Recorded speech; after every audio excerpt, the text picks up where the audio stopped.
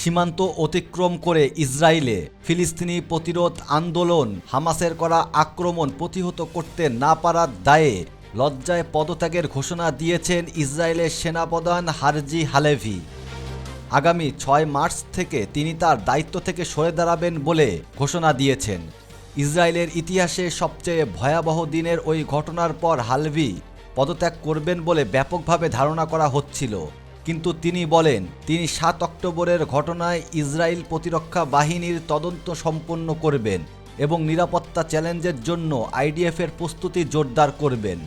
কিন্তু কে তার জায়গায় অভিষেক হচ্ছেন তা এখনও জানা যায়নি।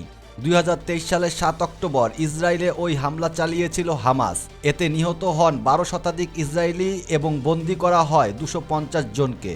ওই ঘটনায় ইসরায়েলি জনগণ ক্ষুব্ধ হলেও প্রধানমন্ত্রী বেনইয়ামিন নেতানিয়াহু এ বিষয়ে তার সরকারের দায়বদ্ধতা নিয়ে রাষ্ট্রীয় তদন্তের কথা জানান।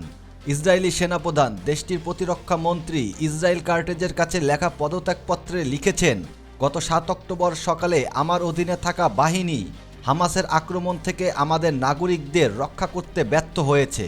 ওই ভয়াবহ ব্যর্থতার দায় আমার উপর প্রতিদিন ঘন্টার পর ঘন্টা এবং আমার বাকি জীবন ধরে তা বয়ে থাকবে বলে জানান ৪ দশকের অভিজ্ঞ সামরিক ব্যক্তি হালেভি।